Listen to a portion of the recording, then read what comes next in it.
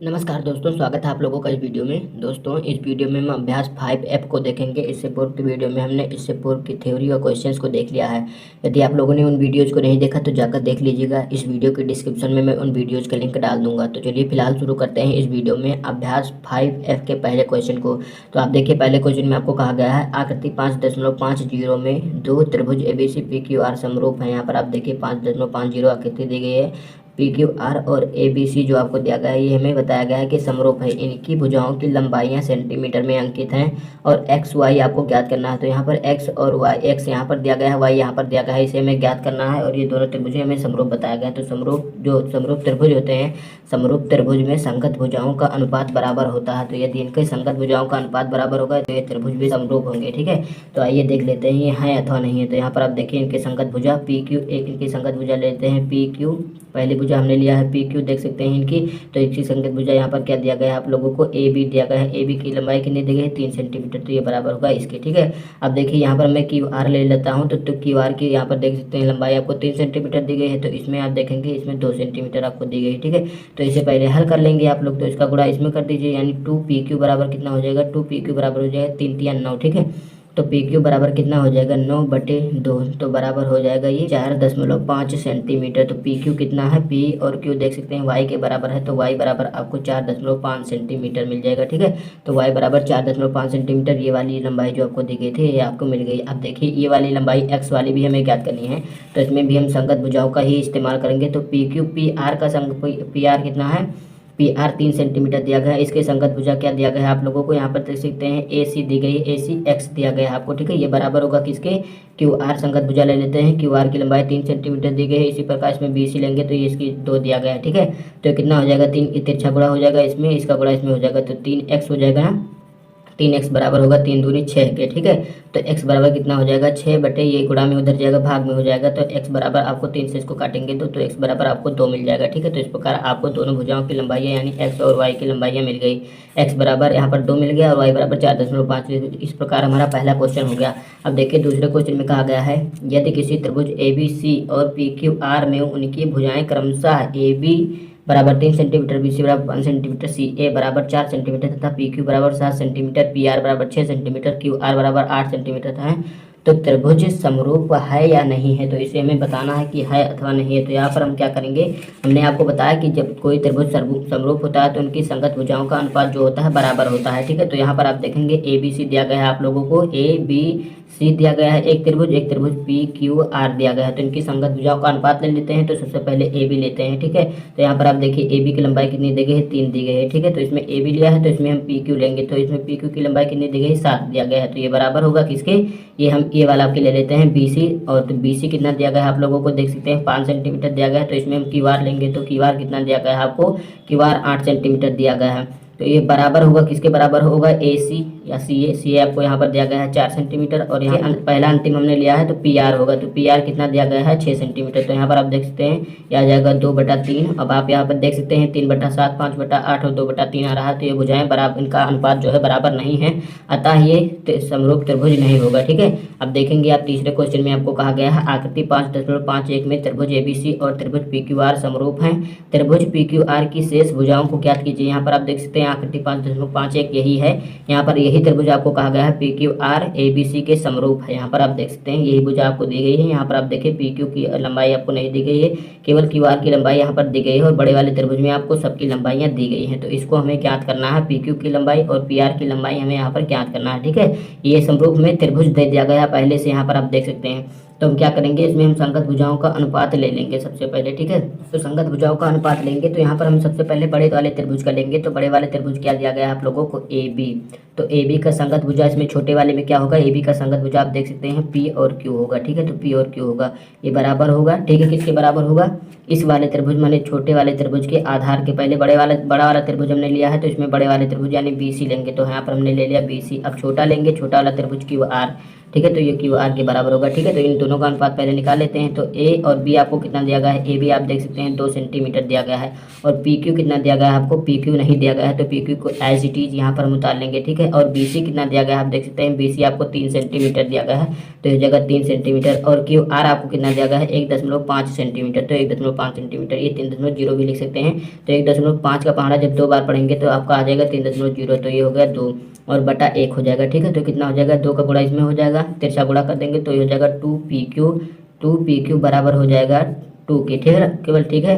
तो P Q बराबर कितना हो जाएगा 2, इधर गुणा में उधर जाएगा भाग में हो जाएगा, तो आपको पी क्यू बराबर मिल जाएगा 2 में 2 से भाग देंगे तो 1। अब आप देख सकते हैं पी क्यू आपको 1 मिल गया, ये वाली भुजा आपको 1 मिल गई, ठीक है। अब इसी प्रकार आप इस वाली भुजा को ज्ञात कर सकते हैं, कैसे ज्ञात कर सकते हैं, आइए मैं आप लोगों को बताता हूँ। यहाँ पर देखिए सबसे पहले बड़ी भुजा का अनुपात लेंगे यानी ए और सी, और बटे कितना छोटे वाले का लेंगे यानी पी आर ले लेंगे, ठीक है। इसी प्रकार इसमें देखिए सबसे बड़ी भुजा क्या है, इसमें बी सी है, मैंने बड़े वाले त्रिभुज की भुजा लेंगे सबसे पहले, तो बी सी है, और छोटे की आपको क्या दिया गया है, क्यू आर दिया गया है, ठीक है। तो क्यू आर, अब ए सी की आपको दिया गया है लंबाई 2.8, तो 2.8 लिख देते हैं, और पी आर आपको दिया नहीं गया है तो पी आर को एज इट इज उतार लेते हैं, ठीक है। बी सी बराबर 3 सेंटीमीटर आपको यहाँ पर दिया गया है, 3.0 सेंटीमीटर आप देख सकते हैं, और क्यू आर आपको दिया गया है 1.5 सेंटीमीटर, तो ये हो गया, मतलब 3.0 में 1.5 से भाग देंगे तो 2 बार में जाएगा, ठीक है। तो कितना हो जाएगा, इसका गुणा इसमें हो जाएगा, और यहाँ पर 1 है, इसका गुणा इसमें हो जाएगा, ठीक है। तो कितना हो जाएगा 2 पी आर बराबर हो जाएगा 2.8 के, ठीक है। तो पी आर बराबर क्या आ जाएगा, ये पी और आर बराबर आपको मिल जाएगा 2.8, ये गुणा में उधर जाएगा भाग में हो जाएगा 2, तो 2 से 2.8 में भाग देंगे तो पी आर आप लोगों को जो मिल जाएगा 1.4 के मिल जाएगा, ठीक है। तो पी आर बराबर 1.4 मिल गया, और पी क्यू बराबर 1 सेंटीमीटर मिल गया। तो इस प्रकार हमारा तीसरा क्वेश्चन हो गया। आप देखिए चौथे क्वेश्चन में आपको क्या कहा गया है, चौथे क्वेश्चन में कहा गया है आकृति 5.52 में त्रिभुज ABC MNBC के समांतर है, जो आपको त्रिभुज दिया गया है 5.5 इसमें। तो आप देख सकते हैं यहाँ पर आपको कहा गया है MNBC के समांतर है त्रिभुज ABC के शेष कोणों की माप बताइए। यहाँ पर जो कोण में नहीं दिए गए हैं उनकी माप बताना है। क्या त्रिभुज ABC और AMN, जो त्रिभुज ABC दिया गया है बड़ा वाला और छोटा वाला, ये समरूप है अथवा नहीं है। तो यहाँ पर आप देख सकते हैं टोटल एक त्रिभुज में 180 अंश का कोण बनता है, तो 88 और 30 118 हो जाएगा, और यहाँ पर 62 अंश का कोण बन जाएगा, ठीक है।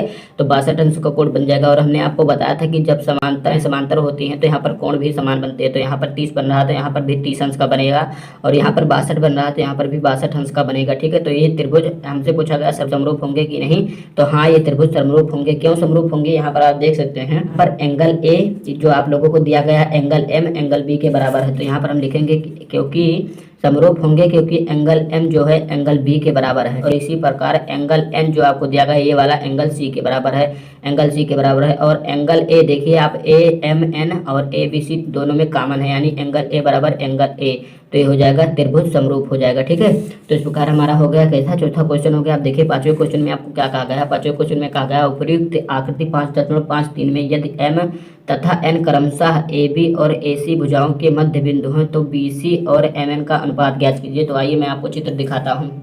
तो ये वही आकृति है जो आपको दिया गया था 5.53, तो इसमें हमें अनुपात ज्ञात करना है। तो यहाँ पर हमें बी सी और एम एन का अनुपात ज्ञात करना है, यानी बी और सी और एम एन का अनुपात हमें बताना है कि कितने कितने का अनुपात होगा। तो यहाँ पर आप देख सकते हैं ये वाला त्रिभुज जो ए एम एन है ये ए बी सी के समरूप होगा। क्यों समरूप होगा, हमने आपको इससे पूर्व वाले क्वेश्चन में बताया कि यहाँ पर जो ये दो रेखाएं आपको दिया गया है एम एन और बी सी के समांतर है, तो यहाँ पर कितने अंश का, यहाँ पर भी 30 अंश का कोण बनेगा, और यहाँ पर कितना बनेगा ये हमने आपको जोड़कर बताया था 118 हो गया था, यहाँ पर 62 अंश का कोण बनना है, यहाँ पर भी 62 अंश का कोण बनेगा।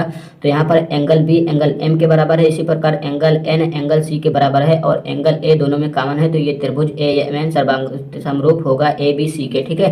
तो ये इसके समरूप होगा। तो यहाँ पर हमें अनुपात पूछा है, तो अनुपात में हम क्या करेंगे, अब दो भुजाओं का हम अनुपात लेंगे क्योंकि ये समरूप है, तो समरूप में अनुपात बराबर होना चाहिए। तो जो हम अनुपात लेंगे किसका किसका अनुपात लेंगे, तो सबसे पहले बड़ी वाली भुजा का अनुपात ले लेते हैं, यानी बी सी का अनुपात, ये बी सी का अनुपात इस छोटी भुजा जो आपको दिया गया है इसके समांतर एम एन, बी सी बटे एम एन बराबर होगा किसके बराबर होगा, ये बड़ी वाली भुजा यहाँ पर ले रहे हैं, यानी ए बी हम बड़ी वाली भुजा ले रहे हैं, त्रिभुज वाली जो बड़ी भुजा है ए बी, और फिर छोटी भुजा का यानी ए एम ले रहे हैं, तो यहाँ पर हमने ए एम लिखे, हो गया एम, ठीक है। अब देखिएगा बी सी, आपको बी सी तो कुछ दिया नहीं गया, तो बी सी को ऐसा का ऐसा यहाँ पर हम लिख लेते हैं। तो बी सी हमने लिख लिया, एन है ये, माफ कीजिएगा ए एम एन है, तो यहाँ पर हम बटे में एम एन भी लिख लेंगे, ठीक है। तो एम एन हमने यहाँ पर लिख लिया, और ए बी आप देख सकते हैं ए बी की लंबाई इतनी दी गई है, ठीक है। तो एम एन जो ए एम आपको दिया गया है AM दुगना होगा, यानी दुगना AM का दुगना जो है BC है। यहाँ पर आप देख सकते हैं AM का दुगना BC है, ठीक है। तो यहाँ पर हम क्या बटे में AM है तो AM लिख देंगे, ठीक है। तो यहाँ पर AM था तो AM से AM कैंसिल हो जाएगा तो 2 और बटा 1 आ गया। तो यहाँ पर आप देख सकते हैं BC और MN का अनुपात कितना आ गया, BC MN का अनुपात 2/1 आ गया,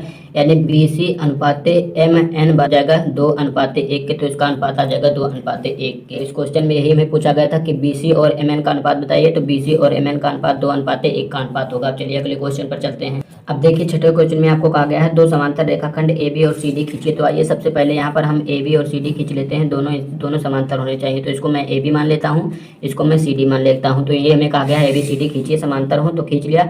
अब A को D से, तो यहाँ पर हमें कहा गया है A को D से मिलाना है, तो A को हम यहाँ पर D से मिला देते हैं। A को D से तथा B को C से मिलाइए, B को हमने C से मिला दिया, ठीक है। तो हमने यहाँ पर जो हमें कहा गया था इसको हम यहाँ से मिलाए हैं, ठीक है, मिल गया। अब हमें कहा मान लीजिए कि वे एक दूसरे को बिंदु O पर काटती हैं, तो जो ये काट रही हैं O पर काट रही हैं, ठीक है। अब कहा है क्या, त्रिभुज OAB, जो त्रिभुज आपका बना है OAB ये समरूप होगा किसके, ODC के, ODC के समरूप होगा। तो यहाँ पर आप देख सकते हैं ये इसके समरूप होगा, ठीक है। तो यहाँ पर हम लिखेंगे कि हाँ ये समरूप होगा, जो हमें त्रिभुज दिए गए हैं OAB समरूप होगा OCD के, तो हाँ OAB समरूप होगा OCD के। अब देखिए अगले क्वेश्चन यानी 7वें क्वेश्चन में आपको क्या कहा गया। 7वें क्वेश्चन में कहा गया क्या आकृति 5.54 में त्रिभुज ABC और त्रिभुज PRQ समरूप हैं, यदि हाँ तो कारण बताइए। तो यहाँ पर आप देख सकते हैं आपको दोनों त्रिभुज दिए गए हैं। तो यहाँ पर आप देखिए AB, यहाँ पर हमें दिया गया है ABC और PRQ। तो यहाँ पर मैं यही संगत भुजाओं से देखेंगे कैसे है, समरूप है अथवा नहीं। ABC और आपको क्या दिया गया है, PRQ दिया गया है। तो यहाँ पर आप देखेंगे PRQ दिया गया है। तो यहाँ पर आप देखिए AB यानी A और B, AB का संगत भुजा कौन सा है, का संगत भुजा P और R है, तो PR हम यहाँ पर लिखेंगे, ठीक है। ये बराबर होगा BC और BC हमने दूसरी भुजा ली है, इसमें क्या होगा R और Q के बराबर होगा, ठीक है, RQ के बराबर होगा। ये किसके बराबर होगा, AC यानी पहला और अंतिम AC, और इसमें PQ मतलब P और Q, ठीक है, अंतिम पहला और अंतिम PQ हो जाएगा, ठीक है। तो अब देखिए यहाँ पर आपको क्या दिया गया है, AB की लंबाई कितनी दी गई है, AB आपको कुछ नहीं दिया गया है, ठीक है। तो ऐसा कैसा रहने देते हैं, लेकिन यहाँ पर आप देख रहे हैं B पर X अंश का कोण यहाँ पर हमें बन रहा है, ठीक है, X बन रहा है। यदि इस त्रिभुज को, इस वाले त्रिभुज को उठाकर इस प्रकार से पलट दिया जाए, इसको इस पर पलट दिया जाए, इसको इस पर पलट दिया जाए, तो ये वाला आप देख सकते हैं Z के बराबर है, ये वाला इस प्रकार से पलट दिया जाए तो ये X के बराबर हो जाएगा, और यहाँ पर जो C बन रहा होगा ये भी इसके बराबर आ जाएगा। तो इस प्रकार ये दोनों त्रिभुज जो हैं सर्वांगसम हो जाएंगे। जब दोनों त्रिभुज सर्वांगसम हो जाएंगे तो दोनों समरूप भी होंगे। कैसे समरूप होंगे आइए मैं आप लोगों को यहाँ पर बताता हूँ। जैसा यहाँ पर आप देख सकते हैं ये एंगल A बराबर है एंगल P के, और एंगल B जो बराबर है एंगल R के बराबर है। कैसे बराबर है, इसको पलटेंगे तब ये बराबर हो जाएगा। और ये एंगल C एंगल Q के भी बराबर होगा। कैसे बराबर होगा, यहाँ पर आप देख सकते हैं एंगल जो C दिया गया है एंगल C कितना होगा, टोटल 180 अंश का कोण बनता है, तो 180 अंश से घटा देंगे, C बराबर हो जाएगा 180 और माइनस का X और प्लस Z, ठीक है। ये वाला कोण कितना हो जाएगा, ये 180 से इसको इस दोनों का योग घटा दीजिए तो यही वाला एंगल आप लोगों को मिल जाएगा, ये C बराबर हो जाएगा, ठीक है। इसी प्रकार आप देखेंगे Q में, तो Q बराबर कितना हो जाएगा, यहाँ पर आप देख सकते हैं ये भी होगा 180 माइनस X और प्लस आपको Z दिया गया है, इसी दोनों को घटा देंगे। तो यहाँ पर आप देख सकते हैं तीनों कोण बराबर है, तो ये त्रिभुज सर्वांगसम होंगे। जो सर्वांगसम होते हैं त्रिभुज जो समरूप भी होते हैं, ठीक है। अब देखिए 8वें क्वेश्चन में आपको कहा गया है 20 मीटर बराबर 1 सेंटीमीटर मानकर एक खेत का आकार आकृति 5.55 में बनाया गया है, ठीक है, दर्शाया गया है। 40 मीटर बराबर 1 सेंटीमीटर मानकर खेत का नया आकार अपनी अभ्यास पुस्तिका पर बनाइए। तो यहाँ पर आप देख सकते हैं ये 20 मीटर बराबर 1 सेंटीमीटर मानकर बनाया गया है। देख सकते हैं ये 20 बराबर 1 दिया गया है, यहाँ पर 40 इसका यहाँ पर दुगना हो गया है, तो यहाँ पर इसका दुगना हो गया तो इसका यहाँ पर आधा हो जाएगा, यानी 1 सेंटीमीटर यहाँ पर माना है, तो 20 बराबर 1 माना है, तो यहाँ पर 40 बराबर इसका यहाँ पर जो हमें भुजाएं दी गई सबको हम आधा कर देंगे। तो ये हमें 13 सेंटीमीटर दिया गया है, तो इसका आधा हम बनाएंगे यानी 6.5, तो ये 6.5 सेंटीमीटर हो जाएगा। इसी प्रकार इसका आधा कितना हो जाएगा, ये हो जाएगा 2.5 सेंटीमीटर, तो ये हो जाएगा 2.5 सेंटीमीटर। ये 12 दिया गया है तो इसका आधा कितना हो जाएगा, ये हो जाएगा केवल 6 सेंटीमीटर, ठीक है। ये समकोण त्रिभुज है तो हम समकोण त्रिभुज बनाएंगे तो ये हो जाएगा 6 सेंटीमीटर केवल, ठीक है। इसका आधा कर दिया क्योंकि यहाँ पर आप देख सकते हैं ये 20 का दुगना है तो ये इसका आधा हो जाएगा, ठीक है। तो इस प्रकार हमारा अभ्यास 5F भी कंप्लीट होता है। अगर वीडियो आपको अच्छा लगा तो वीडियो को लाइक शेयर और चैनल को सब्सक्राइब करना ना भूलिएगा। धन्यवाद, मिलते हैं अगले वीडियो में।